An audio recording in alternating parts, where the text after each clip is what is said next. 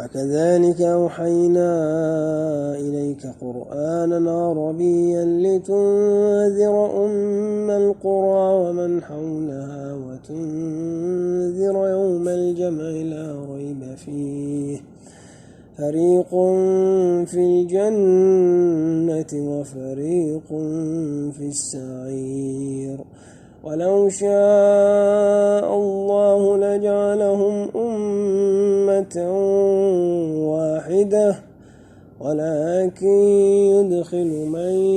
يشاء في رحمته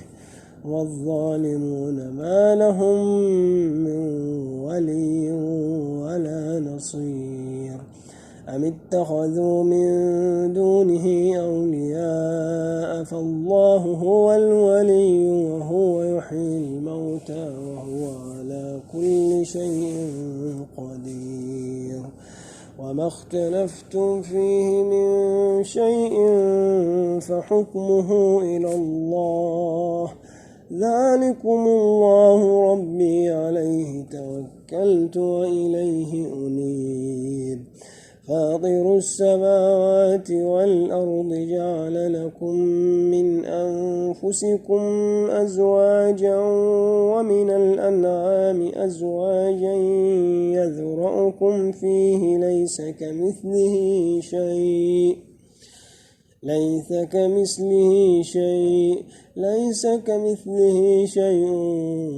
وهو السميع البصير له مقاليد السماوات والأرض يبسط الرزق لمن يشاء وهو القوي العزيز ويقدر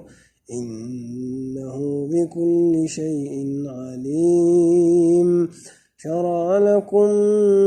من الدين ما وصى به نوحا والذي أوحينا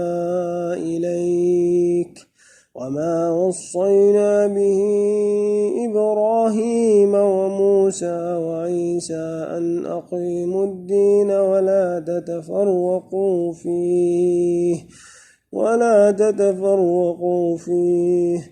أقيموا الدين ولا تتفرقوا فيه كبر على المشركين ما تدعوهم إليه الله يجتبي